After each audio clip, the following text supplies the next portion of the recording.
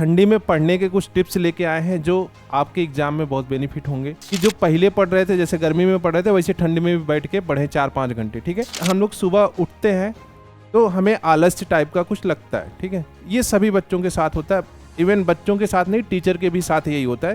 तो आप 2 लाइन रटे, फिर सो गए, 2 घंटे बाद जग रहे हो, अभी भी उसी फर्स्ट वाले पेज पे अटके पड़े हो। तो ऐसे मत करना।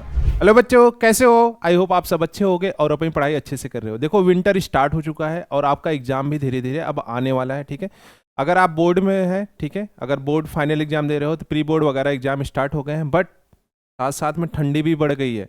अब ठंडी में पढ़ने के कुछ टिप्स लेके आए हैं जो आपके एग्जाम में बहुत बेनिफिट होंगे। ठीक है, अगर अभी से आप पढ़ाई कर रहे हो तो आपके एग्जाम अच्छे से चले जाएंगे, मतलब कि ऐसा नहीं लगेगा कि आपने कुछ पढ़ा नहीं है। ठीक है, ठंडी में आप पढ़ सकते हो, उसके लिए कुछ टिप्स लेके आए हैं भैया, विंटर स्टडी टिप्स। ठीक है, ठंड में कैसे पढ़ाई करें, कि जो पहले पढ़ रहे थे, जैसे गर्मी में पढ़ रहे थे, वैसे ठंडी में भी बैठ के पढ़ें 4-5 घंटे। ठीक है, तो कुछ टिप्स लेके आए हैं, उसको फटाफट देखते हैं।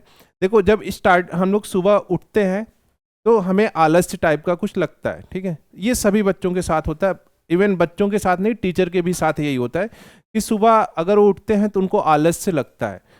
ठीक है, तो आप इस आलस्य को कैसे दूर कर सकते हो? क्योंकि सुबह आपकी बॉडी उतनी एक्टिव नहीं रहती है। आप सुबह उठे, पता लगा कि आपने 5 बजे का अलार्म लगाया है, उसके बाद आप जैसे ही 5 बजे अलार्म बजेगा, आप उसको क्या करोगे, 5:30 कर दोगे कि ठीक है आधा घंटा सो जाएंगे, आधे घंटे में क्या ही हो जाएगा। फिर पता लगा कि 5:30 हो गए, आप उसको फिर से डिले कर दिए 10 मिनट का। ठीक है, ऐसे ऐसे करते करते आप 8 बजे तक उठते हो। ठीक है, कुछ बच्चे तो 8 बजे के बाद भी उठते हैं, 10 बजे तक भी उठते हैं।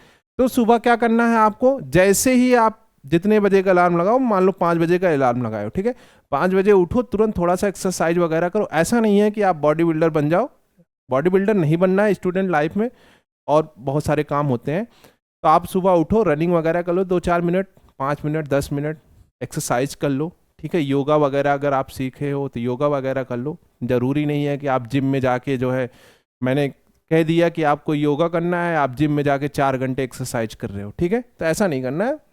10-15 मिनट, आधे घंटे, जैसे ही आपकी बॉडी एक्टिव हो जाएगी आप पढ़ने बैठ जाएगी। ठीक है, तो सुबह आप क्या करोगे, सबसे पहले एक्सरसाइज से स्टार्ट करोगे। ठीक है, मॉर्निंग एक्सरसाइज से। ठीक है, दूसरा चीज क्या है भाई, गर्म कपड़े पहनो भाई।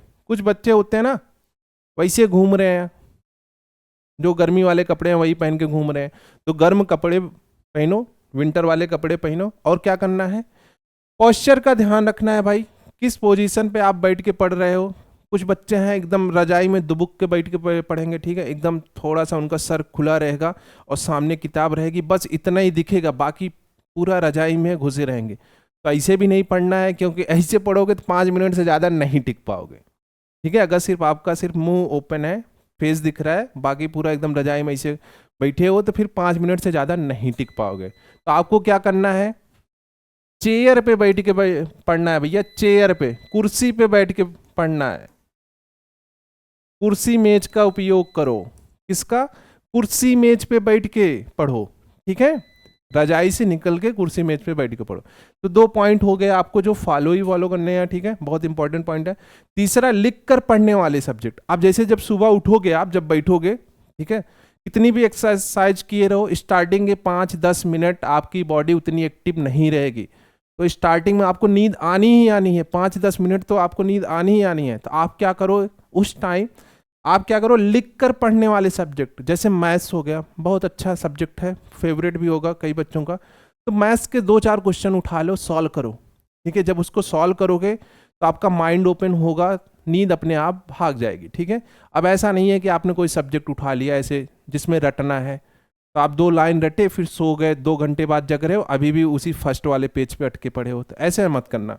ठीक है, क्योंकि एग्जाम है, एग्जाम नहीं होता तो बिंदास सोते, कोई बात नहीं। तो लिख कर वाले सब्जेक्ट पहले पढ़ो। ठीक है, स्टार्टिंग वाले 1 घंटे 1.5 घंटे। उसके बाद क्या करना है, दोपहर में जब एकदम धूप वूप निकल जाए, बाहर कुर्सी लेके जाओ, धूप में बैठो, वहां पे आप क्या करो, ज्यादा मतलब जो जिसमें कैलकुलेशन वगैरह कम है वो वाले सब्जेक्ट पढ़ो। ठीक है, याद करने वाले सब्जेक्ट पढ़ो, जिसमें रटना वगैरह है, तो वो सारे सब्जेक्ट आप पढ़ सकते हो दोपहर में। ठीक है, जब बॉडी आपकी एक्टिव हो गई। 5वां क्या है भैया, चाय या कॉफी का सेवन कर लो। अगर आपको बहुत ज्यादा नींद आ रही है, मम्मी से बोलो चाय लेके आए, कॉफी लेके आए। ठीक है, उस टाइम मम्मी भी दे देंगी जब आपके हाथ में बुक रहेगा, ठीक है।